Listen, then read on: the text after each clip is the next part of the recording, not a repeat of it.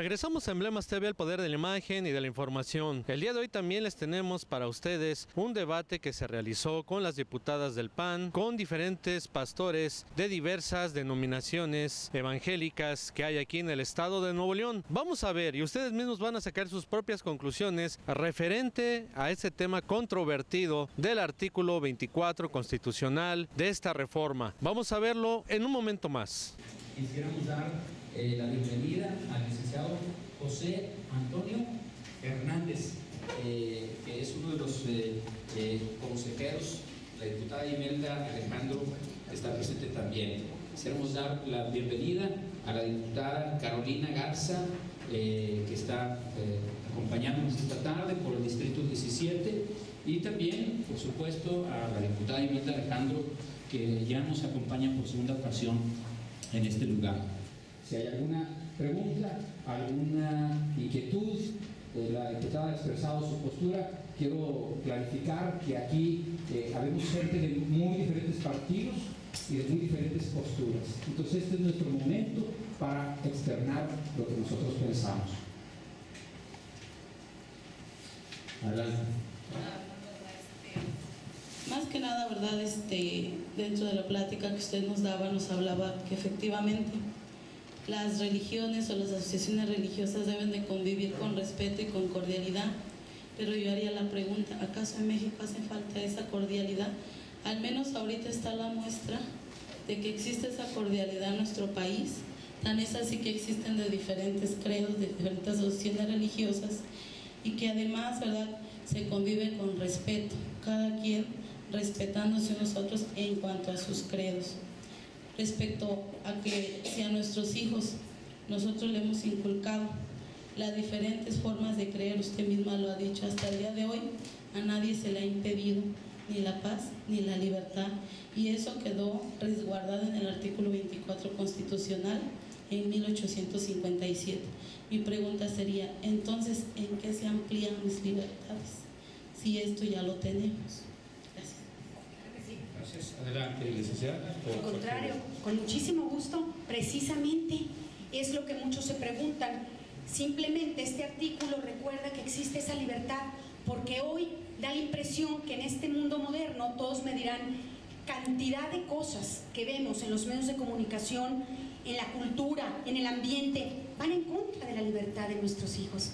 Estamos viendo muchas veces incluso, vamos a irnos al tema, por ejemplo, de los medios de comunicación, cuántas veces ellos precisamente, los horarios que se suponían que debería de haber para niños, ya no los hay. Ya nadie piensa en la libertad de los niños a tener una sociedad sana. Usted dice con toda la razón, amiga, pues que si esa libertad ya se da, fíjate, hace muchos años no se dio esa libertad. Mi mamá en los años 50 me recuerda, y muchas de las señoras madres de familia de esa época, que estaban en Monterrey en colegios religiosos, se les coartó la libertad de educación y iban inspectores y lo que hacían era tratar de entrar ahí para prohibir una educación religiosa de cualquier creencia. Y ellos lo vivieron, y ahora con esta, simplemente volver a refrendar esta libertad religiosa quiere decir que tú puedes educar en cualquier religión a tus hijos y libremente, sin necesidad de hacerlo en tu hogar escondido, en algún lugar en donde no seas libre. También es muy importante decir lo que tú estás afirmando, es cierto, la libertad es tan importante manifestarla, que si tú votas en contra de una libertad, estás llevando un pensamiento a la sociedad, estás llevando una idea de que entonces en México estamos los mexicanos en contra de la libertad. Y es por eso también que votar a favor de esta reforma está simplemente asegurando, dándoles el mensaje a los mexicanos y a las futuras generaciones que México sigue y seguirá siendo un país libre, democrático, un estado laico con libertad religiosa. Entonces la educación... Vamos a escuchar el comentario. ¿Me permite nada más para terminar la pregunta que ya había hecho? Por supuesto, sí. De hecho, nuestra Constitución en 1857 fue la primera a nivel internacional que reconoció la libertad de creencias como un derecho natural del hombre. La Declaración de los Derechos Humanos y todos los demás que vienen subsecuentes fueron posteriores a 1948. En realidad, nosotros no nos estamos adecuando a los estándares internacionales sino los estándares adoptaron la postura que México en 1857 adoptó. En este aspecto, en México sí se practica la libertad de creencias, sí se practica la libertad religiosa. ¿Y cuál es la función del Estado? Como bien lo dije, los ministros es lo suyo, pero el Estado es respetar esa ética pública, donde todos ellos van a tener que convivir en una sana convivencia, y ahorita lo está resguardando el artículo 24. E inclusive la misma jurisprudencia nos está señalando que en México la libertad de creencias ampara ahorita aún a los ateos, aún a los agnósticos, a unos que tienen convicciones filosóficas, como lo estaban comentando, no convicciones éticas. No existe ningún tratado internacional, y yo me he dado la tarea de analizar tratado por tratado que nos hable de libertad de pensamiento ético. Nos hablan de libertad de pensamiento, pero jamás nos hablan de libertad de pensamiento ético, lo cual, aprovechando que están las diputadas, como Estado no les toca decir al Estado cuáles deben de ser mis convicciones éticas, ni fungir como censor de mis pensamientos. Sí, no, pero aquí no es ese el punto, porque no se está diciendo que el Estado le va a decir qué postura ética debe tener, sino que se establece el respeto a cualquier postura ética. Claro, por supuesto. Vamos a dar el tiempo, perdónenme, para que se responda a la pregunta del señor pastor. Dos preguntas y para no irnos revolviendo. Empezando, le agradezco muchísimo a usted. En el tema de la recepción del presidente Salinas de Gortari al Papa Juan Pablo II, recuerdo que era en aquel entonces, no era una cuestión religiosa. Tenemos que entender que paralelamente la Iglesia Católica tiene una condición de Estado. Existe un país que se llama el Vaticano, el Estado Vaticano, y eso es una condición única que antes la tenía el Tíbet, por ejemplo, y que pues todos conocemos el contexto del comunismo, cómo invade el Tíbet y pues bueno, se pierde esa condición. Habría otro líder religioso en ese caso que tendría la condición de jefe de Estado, sin embargo el único que la conserva ahorita es el Papa. Entonces, al México reconocer y entrar en relaciones diplomáticas con el Vaticano, pues obviamente tiene que recibirlo como un jefe de Estado. Siempre en las recepciones, si ustedes han visto alguna vez las transmisiones, cuando el presidente de la República recibe al jefe del Estado Vaticano, no existen oraciones o cánticos o figuras religiosas, sino están la bandera del Estado Vaticano y el Estado mexicano, porque es simplemente una cortesía de recepción entre dos jefes de Estado. Ya los actos que tenga en privado el pontífice de Roma, pues bueno, ya son cuestiones religiosas en las cuales no participa el jefe del Estado mexicano. Recuerdo que tenía otra duda después de eso, nada más que ahorita se me fue. ¿Era eso? Sí, era eso. Para que quede contestado. Bueno, vámonos al tema de la legislación internacional. Sí, México fue pionero en estos derechos, sin embargo, lo pudimos ver durante el tiempo de 1926 al 29, que recuerdo más o menos. La libertad religiosa no fue suficiente, tan es así que vino un derramamiento de sangre muy muy fuerte. O sea, fue un primer paso, definitivamente fue un primer paso, pero es muy clara la Constitución de 1857. Todo hombre es libre, solamente da una libertad. Lo que se quiere garantizar es un derecho, y es una cuestión meramente legal, pero que ustedes saben que el derecho es conforme a la letra, por lo cual cada palabra implica muchísimas cosas, y en el tema de libertad religiosa sí nos hemos quedado un poquito atrás. A pesar que fuimos los primeros que dimos el primer paso, nos hemos ido quedando atrás porque no lo hemos consagrado como un derecho. Ahora, en el tema de las convicciones éticas hay un ejemplo muy claro. Creo que todas las religiones, todos los que nos confesamos creyentes, sabemos que estamos a favor de la vida. Vamos a entrar un poquito en el tema del aborto. En el Distrito Federal, ustedes saben, se encuentra despenalizado el aborto hasta las 12 semanas.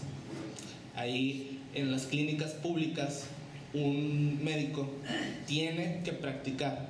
Si una mujer exige su derecho a abortar, tiene que hacerlo.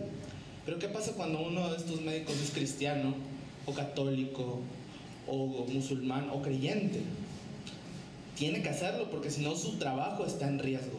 Sus convicciones éticas no le permiten, porque no están resguardadas, no existe el término convicciones éticas. En cambio, yo les pregunto a ustedes, si alguno de ustedes fuera médico del Seguro Social en el Distrito Federal, ¿estarían dispuestos a practicar un aborto a costa de su trabajo? Yo estoy seguro que no, no les importaría perder el trabajo, pero el problema es que en casa tenemos esposa e hijos a los cuales mantener. En casa tenemos que llevar el sustento y pues al poner en riesgo nuestro trabajo salimos perdiendo. Al garantizar las convicciones éticas, un médico puede decir: no, mis convicciones éticas no me permiten practicar este aborto. El artículo 24 me consagra porque va en conjunto con mis convicciones filosóficas, mi religión o lo que yo creo, y que es un derecho ya consagrado en la Constitución mexicana.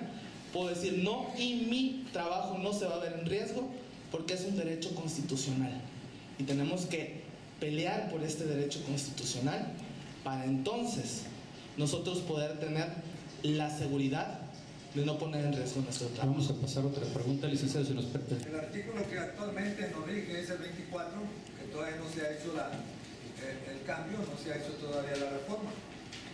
Y dice que todo hombre es libre para proceder a la creencia religiosa que más le agrade y para practicar las ceremonias, devociones o actos de culto público, siempre que no constituya un delito o falta penal por la ley. Hasta ahorita nosotros mantenemos la libertad. No está en el derecho, pues una libertad que hemos mantenido. Y hasta donde yo sé, nos han respetado esa libertad. Claro, en algunas partes a lo mejor no, pero se nos ha respetado porque hemos tenido cultos públicos aquí y allá, en diferentes lugares, y se ha respetado. Ahora, lo nuevo, lo que está lo que se quiere hacer en la reforma, dice lo que se está presentando por reforma: toda persona tiene derecho a la libertad de convicciones éticas, de conciencia y de religión, o a tener o adoptar, en su caso, la de su agrado. Aquí hay 3 o 4 frases que nos causan un poquito de comezón. Hace mucho ruido. Libertad de convicciones éticas. Esa palabra ética es muy amplia. Tiene muchas cosas. El asunto de conciencia, ¿quién va a regir nuestra conciencia? El gobierno, nosotros. Tenemos que pensar en todas esas cosas. Y luego también de procesar la religión, la tenemos nosotros ya, la religión la estamos profesando. Claro que hemos batallado a veces en contra de la corriente, pero estamos allí. Lo que más nos inquieta a nosotros es ¿por qué se salió esa reforma en un tiempo de una visita de un jefe de Estado? Así es. Digo, ¿por qué? Vamos a escuchar los planteamientos, sí, con toda la ética de los cristianos, por favor. No ha terminado. Sí, claro. Nomás quiero decir que justamente, precisamente, este artículo, esta reforma salió cuando llegó la visita de un jefe de Estado. Y que en cierta forma nos da un poquito de inquietud, un trasfondo ¿qué va a pasar? ¿Qué acuerdo sería? ¿Qué sería? ¿Por qué esa reforma? Ahora, la otra cosa que yo quiero pensar es que aquí la 72 legislatura de la Cámara de Diputados también la rechazó.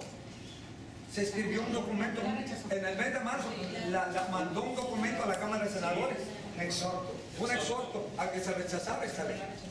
La Cámara no se ha aprobado ni tampoco se ha rechazado, pero sí se mandó un exhorto en la 72 legislatura.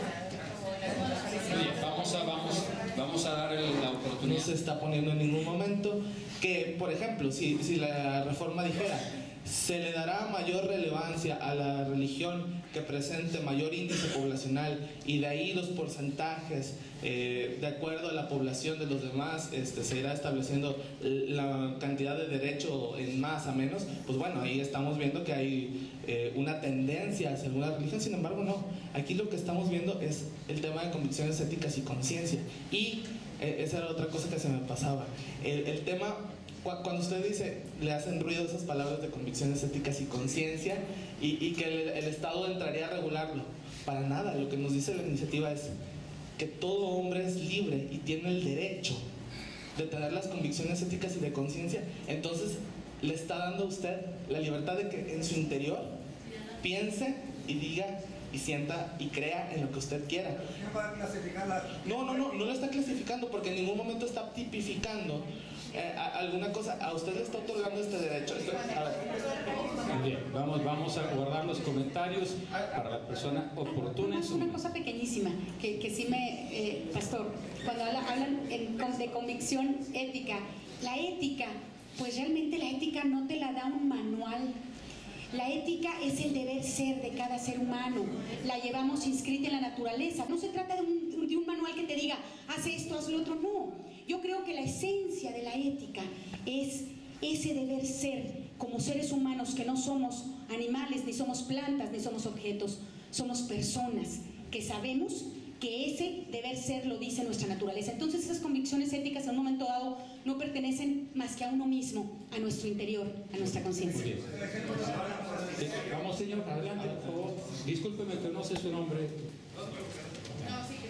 Si me hace el favor de Si son tan amables de dar su nombre, por favor. Por favor. Mario Isaías. ¿De qué iglesia? Es que estamos hablando que este es un artículo controversial.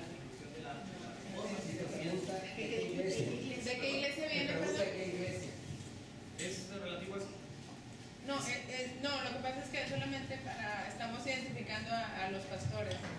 No, yo no soy pastor. Líder.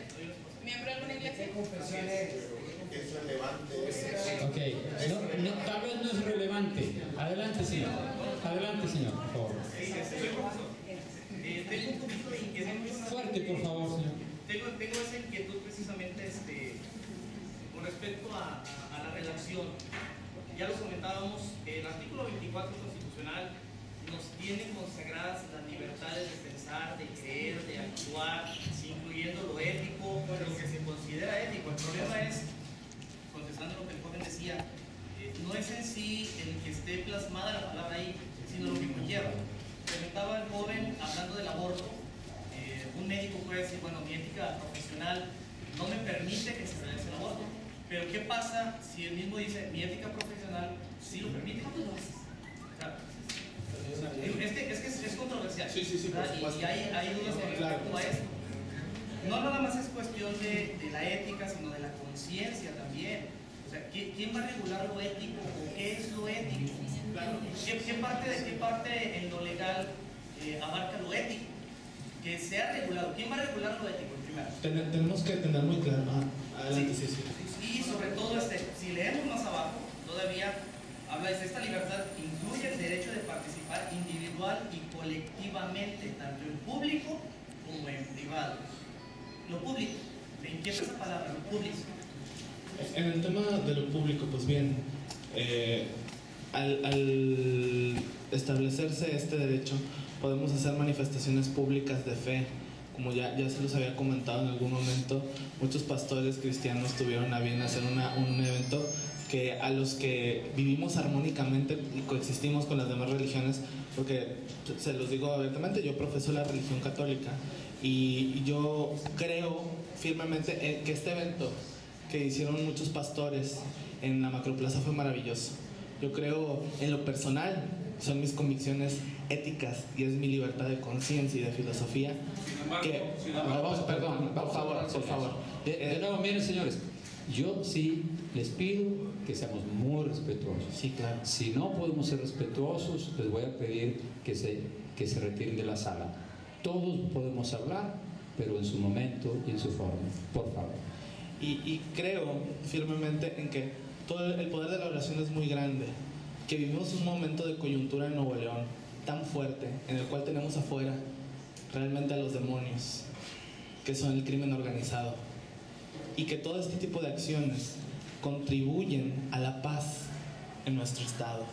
Entonces yo respeto y en ese ámbito y en ese tenor busco que el artículo 24 sea aprobado precisamente para que los hermanos cristianos o los hermanos judíos o los hermanos musulmanes puedan expresarse con toda su fuerza en público y de una manera abierta, en la cual pidan, porque todos somos hijos del mismo Dios y todos buscamos la paz. Ahora bien, nada más respondiendo a lo que me comentaba, a lo que comentaban muchos en el tema de conciencia. La reforma no establece cuáles van a ser los cánones de conciencia, no está induciendo la ética es esto, para nada. Lo que nos está diciendo y nos está reafirmando, y por eso digo que es un tema cultural, nos está creando una cultura como sociedad de que nosotros podemos tener convicciones éticas y empecemos a defenderlas. Y me decía de un médico en el Distrito Federal, si sus convicciones éticas no se lo permiten, pues bueno, no lo va a hacer, pero va a haber quien sí lo haga. Sí, efectivamente, va a haber quien sí lo haga